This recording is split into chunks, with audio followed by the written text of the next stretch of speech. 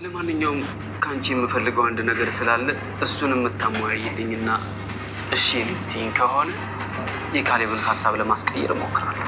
ምንም ይሁን ብቻ አዘዘኝ። የፈለከውን ውለታ ውለልሃለሁ። ውለታዬን በውለታ መመለስን በለውና በዚህ ተስማምተናል። አመሰግናለሁ። ምን አዲስ ነገር አለ? አንድ ጮማ መረጃ ይዤ መጥቻለሁ። ኧረ እባክህ። ለዛሬ እንኳን የሚነገር ነው። ጥሩ እንግዲያውስ እንስማ። ዳጎስ ያለ ክፍያ ግን ያስከፍላል መድብል። ታዲያ ምን ችግር አለ? የወሬውን ሁኔታ አይተን ዋጋ እንጨምራለን። ካሌብ ማህሌት አንተን ልክ እንደ ብሩክ እንድትመርዝ አዟል። ጭራቅ ከቤተሰቤ አልፋ ጭራሽ በእኔ መጣች። ምን አለ ያኔ እንዳያስኳት እንቅ አድርጌ ሲጥ አድርጌ በገደልኳት። እንድትጠነቀቅ ነው እየነገርኩህ ያለሁት። እሺ አመሰግናለሁ ታሪ። ለእሷ አታስብ። ከበፊቱ ጀምሮ እንደዚህ አይነት የሞኝ ሴራ ስትጠነቀቅ ነው ምን ሆነው። ታሪ ምን ሆነሃል? ህይወትህን አደጋ ላይ ጥለህ እኮ ነው ይህን ስራ እየሰራ ያለው። መድብል የኔ ህይወት ከነዛ ምስኪን ህፃናቶች አይበልጥም። የሁላችንም ህይወት ቢደመር ከነዛ ምስኪን ህፃናት ህይወት አይበልጥም። እሺ ሁላችን መድብላችን እንግዲህ በድል ጎዳና እየተደረደረ ነው የሚገኘው። ግን እንግዲህ ያው የሰው ልጅ አይደለም ህይወት ውጣ ውረዷ መስመሯ የተለያየ ሆኖ ያው እንግዲህ የተወሰነ ቻሌንጅ ቢገጥመውም እዚህ ጋር ቤተሰቡ ላይ ትንሽ የተወሰነ ነገሮች ሪአክት ቢያደርጉም ግን ደግሞ የሚችለውን ነገር አድርጎ ቤተሰቡን ከሞት አፋፍ ለማትረፍ ራሱንም ለመጠበቅ እያደረገ ያለው ነገር በጣም ደስ የሚልና ይበል የሚያስብል ነገር ነው። ያው ብዙ ቻሌንጆችን ተቀብሎ ብዙ ውጣ ውረዶችን አልፏል። አሁንም ደግሞ ብዙ ቻሌንጆችን በህይወቱ እያሳለፈ ራሱንም እንትን እያለ ነው የሚገኘው። አሁን ላይ ደግሞ እንግዲህ ማህሌትና ካሌብ ሞሲሳ እንግዲህ ከአንድ በኩል ሆነው የሚችሉትን ያክል አቅማቸውን ተጠቅሞ እሱን ለማጥቃት ለመጣል መድብልን በቁጥጥራቸው ስር ለማድረግ የሚችሉትን ሁሉ እያደረጉ ነው።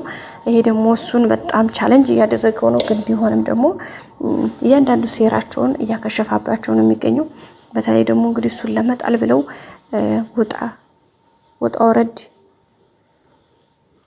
እያሉ ነው የሚገኙት። ግን ምንም ቢሆን እስካሁን ድረስ እጁን ላለመስጠት እሱ ደግሞ እስከ ጥግ ድረስ እየሄደ ነው። በእርግጠኝነት ደግሞ በፍጹም እጁንም ሊሰጥ አይችልም፣ አይሰጥምም። ለምን? እያንዳንዱ ነገር ጠንቅቆ ስለሚያውቁት ቤተሰቦቻችን እሱም ነገር በጊዜውና በሰዓቱ እያንዳንዱ ነገር ተስተካክሎ ጥግ እንደሚደርስ ባለሙሉ ተስፋዎች ነን። አሁንም እንግዲህ የማህሌት ሴራ እንዳይሳካላት እያደረገ ነው። እንግዲህ በባለፈው ያው ብሩክን እንደዛ አድርጋለች፣ በህይወቷ ተሳክቶላት እሱ ነገር አድርጋለች። ደግሞ ያለውን ነገር ቀጥታ ደግሞ ለማስተካከል ወይም ደግሞ ለማከሸፍ ብዙ ፕሮሰሶችን ወጣ ወረድ እያደረገች ነው የምትገኘው። ግን አልተሳካላትም። አሁንም ደግሞ ወደፊት በፍጹም ሊሳካላት አይችልም። ምክንያቱም ማህሌትና ሴትጌቱ እንግዲህ ብሩክን ለመጨረስ ሆስፒታል ውስጥ ያደረገችውን ጥረት አይታችኋል። ግን ያው እግዚአብሔር ረድቷቸው እንግዲህ ተርፏል ማለት ነው። ምንም አልሆነም። ማህሌት ግን የሄደችበት ርቀት በጣም ሩቅ ነበረ። በተለይ ብሩክን ለማጥቃት እንግዲህ ሽማግሌውን ሰውዬ በቃ ሌሎች ሰዎችን ተጠቅማ ቅድስቴ ከዛ እንድትነሳ ማንም ሰው በሌለበት እያንዳንዱ እርምጃቸውን ተቆጣጥራ ነበር ያን ነገር አደጋውን ያፈጠረችው። ግን ያን አደጋውን ብታደርስበትም እግዚአብሔር ደግሞ ያው እንደ ቸርነቱ አትርፎታል። ያው ሐኪሟ ቶሎ ደርሳ ምን እየተፈጠረ ነው ብላ ስትደርስ በዛ ላይ እነ መድብል ምናምን ሁሉም ተሯርጠው ስለደረሱ ነገርዮሹ በዛው ቆሟል ማለት ነው። እግዚአብሔር ይመስገን። አሁን ብሩክም በጥሩ ሁኔታ ላይ ነው የሚገኘው። እንግዲህ ከጊዜ ጊዜ እያገገመ ነው የሚገኘው። አሁን ላይ ባለው ሁኔታ ጥሩ ላይ ነው። በቀጣይ ደግሞ ከዚህ በበለጠ ጥሩ ስቴፕ ሄዶ ጥሩ አሪፍ ሆኖ ሕክምናው እንደዚሁ እየተከታተለ ደግሞ በታሰበው መልኩ ሙሉ ጤንነቱ ተመልሶ ወደ ራሱ ተመልሶ እንግዲህ ራሱን የሆነ ህይወት እንደሚመራ ወደ ድሮ ህይወቱ እያንዳንዷን ነገር ወደሚያደርግበት እንደሚመለስ ተስፋ አለን። እሱም ደግሞ ይሆናል። ቅድስቴ በተለይ የከፈለችው መስዋዕትነት ከመጀመሪያ ጀምሮ ያደረገቻቸው ድርጊቶች እያንዳንዳቸው ስቴፖች በጣም የሚገርም አስተዋጽኦ ነው ያደረገችው። የሚገርም ቻሌንጆችን የከፈለችው ሰው በዛ አማካኝነት እንግዲህ በጣም ደስ የሚል ሁኔታ ውስጥ ነው የሚገኘው ቤተሰቦቻችን። ይሄ በቃ ይበል የሚያስብል ነገር ነው ከሚባለው በላይ ከቃል በላይ ቤተሰቦቻችን ደስ የሚል ነገር ነው። ቀጣይ ደግሞ ከዚህ በላይ ጥሩ ነገር እንደሚገጥማቸው ጥሩ ነገር እንደሚሆን ሁሉም ነገር አሪፍ እንደሚሆን ባለሙሉ ተስፋዎች ነን። ደስ የሚል ነገር ነው። ሌላው እንግዲህ ታረቀኝ የሚባለው ልጅ እንግዲህ በጣም ትልቅ ውለታ እየዋለ ነው። ያው መድብል ብርም እየከፈለው ቢሆንም ግን በጣም ትልቅ ሚስጥሮችን እያመጣ ነው። ሚስጥር ያመጣል። በዛ ላይ ደግሞ ምን መሆን እንዳለበት ለወደፊትም በጣም ጥንቃቄ በተሞላበት መንገድ እንትን እያለች ነው። በቃ እየተመራ ነው። ምክንያቱም የነ ካሌብና የነ ማህሌትን ጥቃት ለመመከት ግዴታ እዚህ ጋር ታሬ በጣም ያስፈልገው ነበር መድብል።